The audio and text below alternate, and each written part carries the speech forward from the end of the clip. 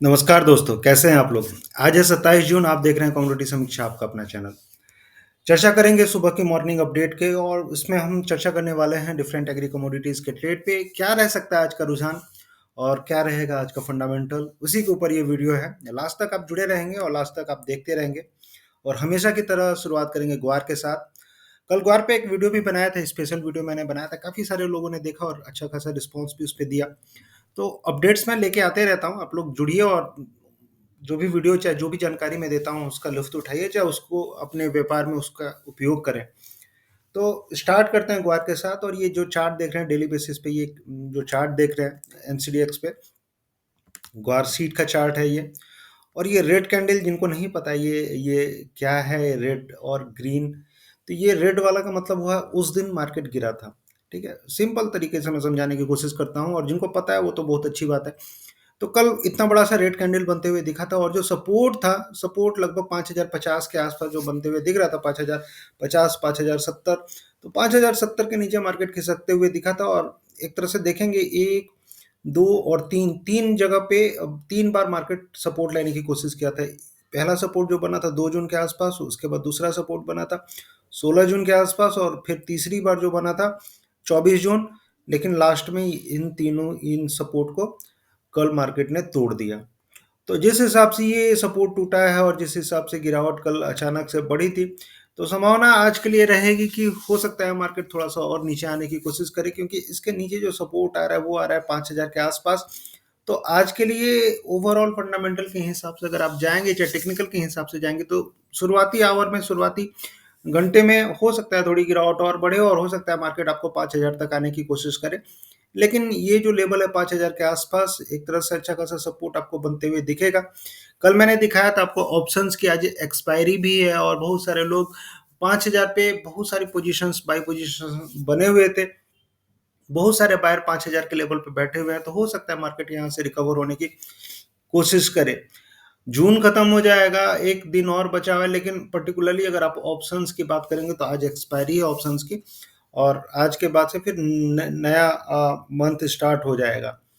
तो ये जो लेवल है 5000, एक तरह से सपोर्ट ग्वार सीट के लिए मान के चलिए और इसके नीचे अगर निकलता है तो जो नेक्स्ट सपोर्ट निकल के आ रहा है ये वाला सपोर्ट, और ये सपोर्ट है 4950 के आसपास। ठीक है, तो 4950 यानी कि आज के लिए दो सपोर्ट दिमाग में रखें, 5000 और दूसरा 4950। मुझे नहीं लगता है कि इसके नीचे मार्केट जाना चाहिए और टेक्निकल बेसिस पे मैंने एक अच्छा खासा पैटर्न भी आपको बना के दिखाया था, शार्प पैटर्न ये वाला। मैं अभी नहीं दिखाऊंगा, जो लोग देखते हैं रेगुलर बेसिस पे उन्हें पता होगा मैं क्या दिखाना चाह रहा हूँ और क्या कहना चाह रहा हूँ।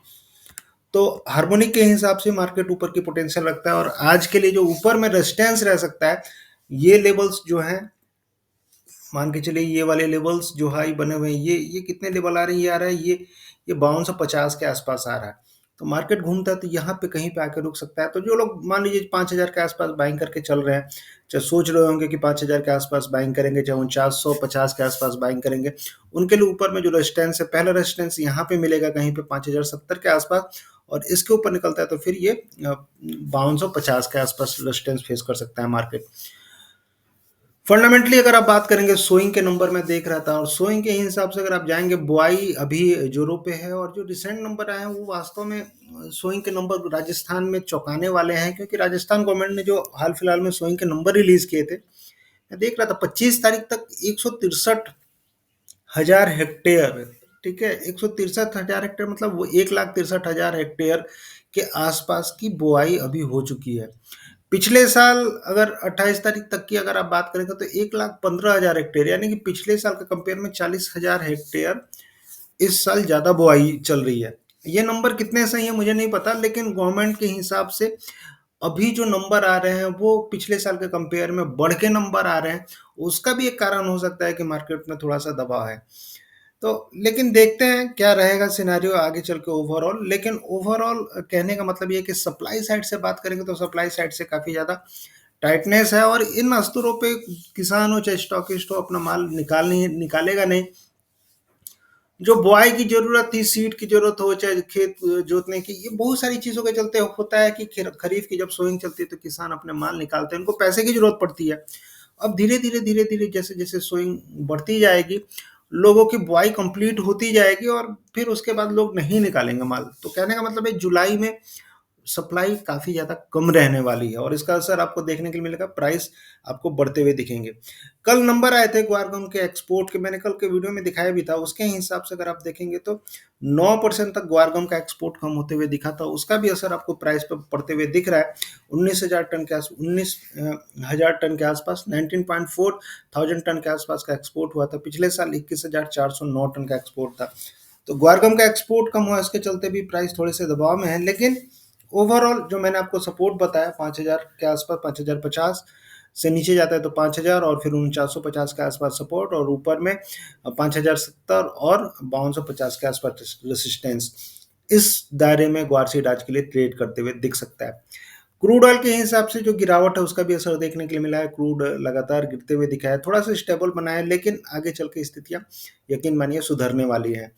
ग्वारगम की अगर आप बात करेंगे तो ग्वारगम में भी अच्छा खासी गिरावट कल देखने के लिए मिली थी। 1.3% के आसपास मार्केट फिसल गया था।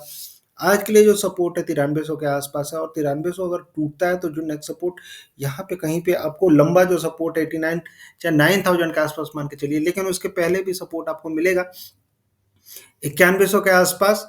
तो ये मान के चलिए कि 9300 के नीचे अगर मार्केट निकलता है तो फिर थोड़ी सी मुश्किल आपको हो सकती है। तो 9300 के नीचे अगर क्लोजिंग बेसिस अगर देता है, क्लोजिंग देता है मार्केट, तो थोड़ा सा आपको सोचना चाहिए कि बाई में बैठना है कि नहीं बैठना है।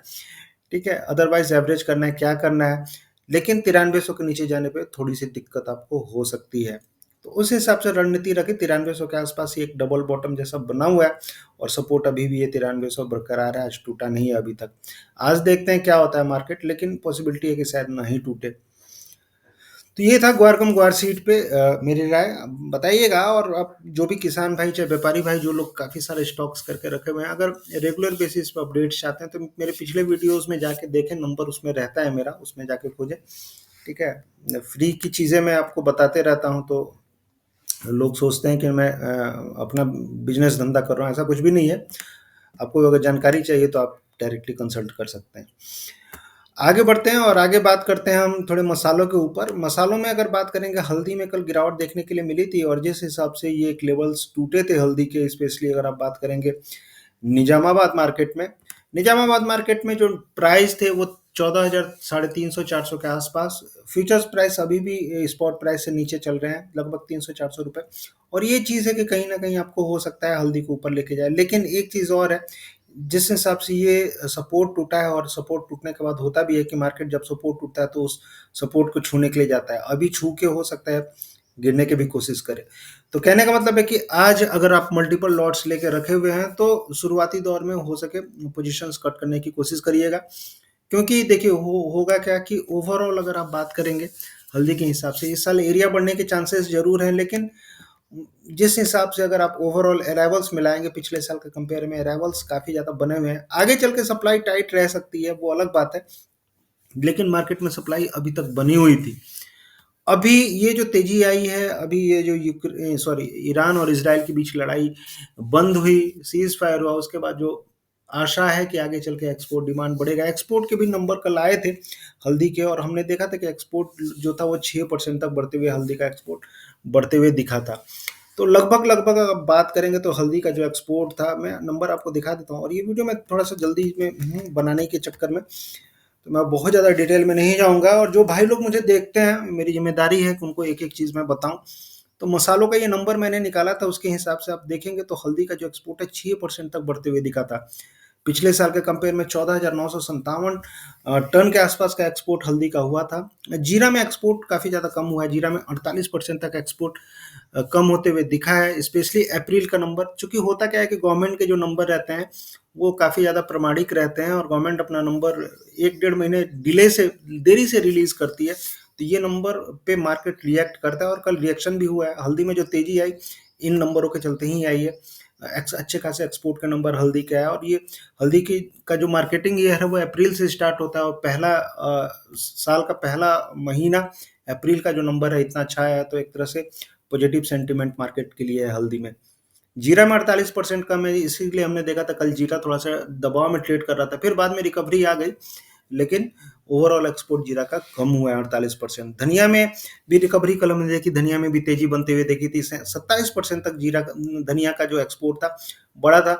जो एवरेज धनिया का एक्सपोर्ट था, अगर आप देखेंगे पिछले साल 4700 5000 टन के आसपास मासिक एक्सपोर्ट बना हुआ था, वो अप्रैल में जंप करके 6541 टन के आसपास पहुंचा। पिछले साल के कंपेयर में अच्छा खासा एक्सपोर्ट, 27% तक एक्सपोर्ट धनिया का बढ़ा और अच्छी खासी डिमांड आती हुई दिखी धनिया की। मुझे लगता है धनिया के प्राइस जल्दी ही सपोर्ट लेके आगे बढ़ने की कोशिश करेंगे। छोटी इलायची बड़ी इलायची में गिरावट एक्सपोर्ट में देखने के लिए मिली है, क्योंकि सप्लाई कम है मार्केट में। और ये मत सोचिए कि डिमांड के चलते ये एक्सपोर्ट कम हुआ है, ये सप्लाई के चलते कम हुआ है। वास्तव में छोटी इलायची और बड़ी इलायची की सप्लाई काफ़ी ज़्यादा कम है। छोटी इलायची में अगर आप बात करेंगे तो 651 टन के आसपास एक्सपोर्ट हुआ था और बड़ी इलायची में 102 टन। पिछले साल के कंपेयर में छोटी इलायची में 23% तक एक्सपोर्ट कम हुआ और बड़ी इलायची में 33% तक। सौंफ में अच्छी खासी तेजी है। सौंफ में अगर आप देखेंगे तो एक्सपोर्ट अच्छा खासा 29% तक बढ़ते हुए दिखा है। अजवाइन का भी एक्सपोर्ट अगर आप देखेंगे तो 57% तक बढ़ते हुए दिखा। एक भाई हैं अजवाइन के बारे में पूछते रहते हैं, नाम मुझे नहीं पता, लेकिन उनको मैं कहना चाहूँगा कि अजवाइन का भविष्य मुझे काफ़ी अच्छा दिख रहा है। और धीरे धीरे जिस हिसाब से सप्लाई काफ़ी ज़्यादा टाइट है और एक्सपोर्ट की डिमांड लगातार मार्केट में बनी हुई है, मुझे लगता है धीरे धीरे भाव आपको 100 रुपए के ऊपर इजिली बैठते हुए दिखेंगे। और जिस हिसाब से ऊंझा मार्केट में मैं देख रहा था, ऊंझा मार्केट में ओवरऑल जो सप्लाई है, जो सिचुएशन है अजवाइन का गुजरात में, धीरे धीरे धीरे धीरे सिचुएशन काफ़ी ज़्यादा फेवरेबल है, सपोर्टिव है। और अजवाइन के भाव में काफ़ी अच्छी तेजी आपको देखने के लिए मिल सकती है। मेथी का भी जो एक्सपोर्ट था 16% तक बढ़ते हुए दिखा था अप्रैल में। और अगर आप देखेंगे मेथी की जो डिमांड है कहीं ना कहीं गल्फ कंट्रीज में बढ़ी है, स्पेशली यमन से और अन्य कंट्रीज से भी काफ़ी ज़्यादा बढ़ती हुई दिखी है। 16% तक अगर आप देखेंगे 3844 टन के आसपास का एक्सपोर्ट होते हुए मेथी का दिखा था। तो ओवरऑल मसालों में सिर्फ छोटी इलायची, बड़ी इलायची और जीरा को छोड़ दिया जाए तो ज़्यादातर जो मेजर मसाले हैं उनका एक्सपोर्ट अप्रैल में बढ़ते हुए दिखा था। तो तेजी आनी चाहिए और हल्दी में इसी इसी के चलते हल्दी में तेजी आती हुई आपको दिख भी रही है। तो जीरा की बात करेंगे अब। तो हल्दी में आज के लिए क्या करना चाहिए? आज के लिए आपको 2 सिनेरियो निकल के आ रहे हैं। देखिए, ये तो एक चीज़ है ही, एक तरह से और भी एक सपोर्ट बना हुआ है, वो भी मैं आपको दिखाता हूँ। ये जो सपोर्ट बना हुआ है मेरे हिसाब से ये कहीं पे ऐसे बना हुआ है, ठीक है? इसको अगर आप ऐसे खींचेंगे तो ये भी सपोर्ट था। इसको ब्रेक करके मार्केट फिर से चढ़ने की कोशिश किया है, ठीक है? 1, 2 और 3। तो देखते हैं क्या सिनेरियो है, लेकिन अभी के लिए जो सपोर्ट है इसको मान के चलिए 13,600 के आसपास सपोर्ट मान के चलिए। इसके नीचे अगर मार्केट निकलता है तो दिक्कत हो सकती है। कल का जो लो बना था, जो भी लो बना था, उसके नीचे अगर मार्केट जाता है तो आपको दिक्कत हो सकती है। कल बहुत सारी फ्रेश बाइंग भी बनती हुई हल्दी में दिखी थी। ऊपर में ओवरऑल जो तेजी बनने की संभावना है, ऊपर में कहाँ तक जा सकता है, तो ये जो मूविंग एवरेज के आसपास 14,500 के आसपास अभी मैं देख रहा हूँ। और इसके ऊपर निकलता है तो फिर हो सकता है कि आपको 14,900 तक भी मार्केट जाए। तो एक दायरे में ट्रेड, मेजर रुझान जो रहना चाहिए पॉजिटिव साइड में रहना चाहिए। लेकिन क्योंकि जिस हिसाब से सिनेरियो अभी बना हुआ है टोटल स्विंग के ऊपर है। और एक चीज़ मैं आपको और बताऊं, मैं एक नंबर देख रहा था मॉनसून का। और मॉनसून में जिस हिसाब से आप देखेंगे वेदर कंडीशन फेवरेबल होते जा रहे हैं, मॉनसून पूरे इंडिया में अच्छी खासी गिर रही है। अगर रीजन वाइज देंगे, नॉर्थ इंडिया चाहे north west India, central India में 18% तक ज़्यादा बारिश हुई है, नॉर्थ वेस्ट इंडिया में 37%, ठीक है? उसी तरह अगर आप साउदर्न पेनिनसुला में देखेंगे, साउदर्न पेनिनसुला स्पेशली तेलंगाना हुआ, ये सब राज्य में बारिश कम हो रही है। साउदर्न पेनिनसुला में भी बारिश होनी बाकी है। कंट्री एज ए होल 7% तक ज़्यादा बारिश हुई है। अगर आप स्पेशली महाराष्ट्र की बात करेंगे तो महाराष्ट्र में कहीं ना कहीं देख लेते हैं महाराष्ट्र का, और मैंने नंबर निकाले थे। महाराष्ट्र में जो मध्य महाराष्ट्र है, मध्य महाराष्ट्र में अच्छी खासी बारिश हो रही है, ठीक है? ये week on week basis number है। ये देख रहे हैं, ये हर हफ्ते का नंबर है। और ये वाला जो देख रहे हैं 25 तारीख जो एंडिंग है वीक, 25 तारीख तक का ये देख रहे हैं वीक के अनुसार। तो 25 तारीख मतलब 3 वीक का नंबर है ये, 1, 2 और 3, 3 हफ्ते का नंबर है। मैं आपको दिखा भी देता हूँ, कंफ्यूजन नहीं करना है। ये ऐसे दिया हुआ है, देखिए, ये 11 जून के लास्ट में, 18 जून के लास्ट में, ये 25 जून के लास्ट में, मतलब हफ्ते दर हफ्ते कैसी बारिश हो रही है। तो उस हिसाब से अगर आप देखेंगे तो मध्य महाराष्ट्र में चाहे ईस्टर्न महाराष्ट्र में काफ़ी अच्छी बारिश है। लेकिन जो मेन हमारा हल्दी वाला बेल्ट है वहाँ पे बारिश काफ़ी ज़्यादा कम हो रही है। तो ये एक चिंता वाली बात है, आगे चल के कैसी बारिश होगी। आज मैं देख रहा था बहुत सारे वीडियोज़ भी, बहुत सारे लोग बता भी रहे थे कि आजकल में काफ़ी अच्छी खासी बारिश हुई है, लेकिन आगे चल के कैसी बारिश होगी वो काफ़ी ज़्यादा इम्पोर्टेंट है। ये देखिए, ये महाराष्ट्र की तस्वीर है और इसमें अगर आप देखेंगे तो ये जो इलाका है मुंबई हुआ, पालघर, रायगढ़, ये इन जगह पे काफ़ी अच्छी बारिश हो रही है। लेकिन अगर आप मध्य महाराष्ट्र में जाएँगे, तो मध्य महाराष्ट्र में सांगली साइड में सांगली, सतारा अच्छी खासी बारिश है। पुणे में भी अच्छी खासी बारिश है, ठीक है? कोल्हापुर में भी अच्छी खासी पिछले 2 हफ्ते से बारिश हो रही है। जलगाँव में छिटपुट बारिश है। लेकिन अगर आप हिंगोली साइड में जाके देखेंगे, हिंगोली, लातूर, नांदेड़, पिछले 2 वीक से बारिश काफ़ी ज़्यादा कम है। स्पेशली हिंगोली में देखेंगे तो हिंगोली में तो बारिश नहीं हो रही है। तो चिंताएँ हैं ऑलरेडी, लेकिन आगे चल के कैसा फ़ोरकास्ट है, आगे चल के फ़ोरकास्ट थोड़ा-सा बेहतर है, बारिश ज़्यादा हो सकती है, हो सकता है स्थितियाँ सुधरें, लेकिन अभी तो स्पेशली अगर आप बात करेंगे, जो हल्दी वाले बेल्ट हैं, उसमें बारिश कम हो रही है। विदर्भा रीजन भी पूरा सूखा हुआ दिख रहा है आपको, माइनस, माइनस, माइनस, माइनस। तो ये एक चिंता वाली बात है। तेलंगाना की भी अगर आप बात करेंगे, जो मैं आपको बता रहा था, तेलंगाना में भी देखिए कितनी ड्राइनेस है। रेड मतलब एक्सेसिव ड्राइनेस, येलो मतलब भी ड्राइनेस, ठीक है? तो उस हिसाब से अगर आप देखेंगे तो तेलंगाना में भी जो मेजर निजामाबाद देख लीजिए, ठीक है? रंगारेड्डी देख लीजिए, संगारेड्डी हुआ, सिद्दीपेट हुआ, सूर्यापेट हुआ, विकाराबाद, ठीक है? जो भी डिस्ट्रिक्ट्स आप देख रहे हैं, करीमनगर, खम्मम, हैं? ये ये ज़्यादातर जो मेजर हल्दी के जो ग्रोइंग, मेडक हुआ, महबूबाबाद हुआ, ये सारे ज़िलों में आप देख सकते हैं कि बारिश काफ़ी ज़्यादा कम है। तो ये एक फैक्टर है हल्दी को सपोर्टिव रखने के लिए, और ये इसके चलते लगता है मुझे कि हल्दी बहुत ज़्यादा गिरावट नहीं रहनी चाहिए। सोइंग को लेके कंसर्न्स हैं, एरिया बढ़ने की संभावना ज़रूर है, लेकिन सोइंग के ऊपर डिपेंड करेगा कि कैसी सोइंग होगी, मौसम के ऊपर डिपेंड करेगा, और अभी सोइंग चल ही रही है। तो इन सब चीज़ों को देखते हुए हल्दी में हो सकता है थोड़ी-सी तेज़ी आपको देखने के लिए मिले। जीरा में मूविंग एवरेज के ऊपर प्राइस बैठ चुके हैं और धीरे-धीरे ये तेज़ी बरकरार रह सकती है। आज के लिए 20,000 से लेके 20,300, 20,400 अगले 2-4 दिनों में हो सकता है मार्केट आपको जाने के लिए कोशिश करे। गिरावट जो होती है मेरे हिसाब से, अगर 19,400 के आसपास मार्केट आता है, 19,400, 500, फिर से खरीदारी के मौके बनते हुए दिखेंगे आपको। जीरा में ओवरऑल मुझे लगता है कि तेज़ी अभी बरकरार रह सकती है। धनिया की बात करेंगे तो धनिया में भी जिस हिसाब से भी सिनेरियो बना हुआ है, एक्सपोर्ट के नंबर मैंने आपको दिखाया, एक्सपोर्ट के नंबर काफ़ी बेहतरीन आए थे और सप्लाई भी धीरे-धीरे मार्केट में टाइटर होती जा रही है, तो धनिया में भी तेज़ी की संभावनाएँ आपको बनती हुई दिखेंगी। अन्य कमोडिटी में बात करेंगे तो कुक्कुट में मैंने आपको बताया था कि गिरावट है, और ये गिरावट और देखिए किस हिसाब से लगातार जारी है, और ये गिरावट जारी रहेगी और 3050 तक मुझे लगता है कुक्कुट में गिरावट अभी रहेगी। कैस्टर में अगर आप बात करेंगे तो कैस्टर में ऊपरी स्तरों पे ऑलरेडी ये जो आरएसआई है ओवरबॉट रीजन में जा चुका है, कभी भी गिरावट इसमें आ सकती है। 6750, 6780, ये जो लेवल है 6780, मान के चलिए 6800 से जो भी होगा प्रॉफिट बुकिंग आपको देखने के लिए कैस्टर में देखने के लिए मिलेगी। एक और बात करते हैं थोड़ा मसालों के ऊपर, और मसालों में मैंने आपको बताया था इलायची, और इलायची में जिस हिसाब से प्राइस अभी चढ़ते जा रहे हैं, अब देखिए 2600 के ऊपर मार्केट निकल चुका है, और काफ़ी दिन से मैं गला फाड़ फाड़ के बोल रहा था इलायची में खरीदारी, इलायची में खरीदारी, और जिन भाई लोग ने किया हुआ है, चाहे जो लोग धैर्य के साथ पड़े हुए थे, आप देखिए 2624 के आसपास रेट पहुंच चुके हैं। लो कितना बनाया था? 2020 2040 के आसपास का लो बना था, वहां से 600 रुपये मार्केट सुधर चुका है। तो देखिए रिपोर्ट में और न्यूज़ में और एनालिसिस में काफ़ी ज़्यादा अंतर होता है। मेरा क्या है कि मैं आपको न्यूज़ नहीं बताता हूँ, ठीक है? अन्य बहुत सारी जगह आप बहुत सारी चीज़ें देखते होंगे, आपको न्यूज़ मिलता होगा, ये होगा, ये हो गया, वो हो गया, मैं न्यूज़ नहीं बताता हूँ।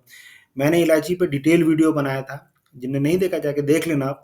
उस समय मार्केट लगभग 2100 के आसपास चल रहा था, और मैंने क्लियर कट बोला था कि जुलाई में, जून के लास्ट तक और जुलाई में मार्केट बढ़ने वाला है। मैंने काफ़ी सारे लोगों को बोला था, और मार्केट देखिए अभी 2620 आ गया। तो ये एनालिसिस है, ठीक है? ये न्यूज़ नहीं है, ये एनालिसिस है। एक चीज़ मैं आपको और बता दूँ, जीरा में मैंने एक वीडियो बनाया था, मैं उस वीडियो को भी आपको रिलीज़ करूँगा। आज से 5 महीना पहले मैंने बताया था कि 19,000 सपोर्ट रहेगा जीरा का, और वहीं से मार्केट चढ़ने की कोशिश करेगा, और देखिए कि 19,000 के आसपास मार्केट ने सपोर्ट लिया और वहीं से चढ़ रहा है। तो यही आगे चल के क्या रहेगा सिनेरियो देखते हैं, लेकिन ओवरऑल इलायची में अभी के लिए मुझे तेज़ी दिख रही है।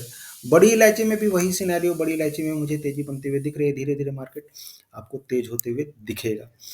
तो ओवरऑल यही था आज के लिए। बहुत सारी कमोडिटीज़ रहती हैं, मैं नहीं कवर कर पाता हूँ, लेकिन अगर आपको डिटेल्स कुछ चाहिए, न्यूज़ चाहिए, जब आपको एनालिसिस चाहिए, कहीं फँसे हुए हैं तो डायरेक्टली आप मुझे मैसेज या कॉल कर सकते हैं, ठीक है? तो ये था एग्री कमोडिटीज़ पे मेरा राय। और आपको अगर नंबर चाहिए तो जाके पिछले जो वीडियो में बहुत सारे वीडियोज़ मेरे रहते हैं, जाके देखें, उसमें लास्ट में रहता है नंबर। तो ये था एग्री कमोडिटीज़ पे मेरी राय। आपको कैसी लगी आप बताएँगे, और ज़्यादा से ज़्यादा इसको शेयर करें। और जो पहली बार देख रहे हैं सब्सक्राइब कर लें, क्योंकि जब तक आप सब्सक्राइब नहीं करेंगे तो आपको पता कैसे चलेगा कि मैंने कोई नया वीडियो बनाया है। अच्छा लगेगा तो ज़रूर कमेंट करेंगे, और ज़्यादा से ज़्यादा अगर आप कमेंट करेंगे, कुछ भी कमेंट करेंगे, लाइक करेंगे, तो तभी तो ज़्यादातर लोगों के पास ये वीडियो पहुँच पाएगा। तो मिलते हैं फिर नेक्स्ट वीडियो में, तब तक के लिए थैंक यू, जय हिंद, धन्यवाद।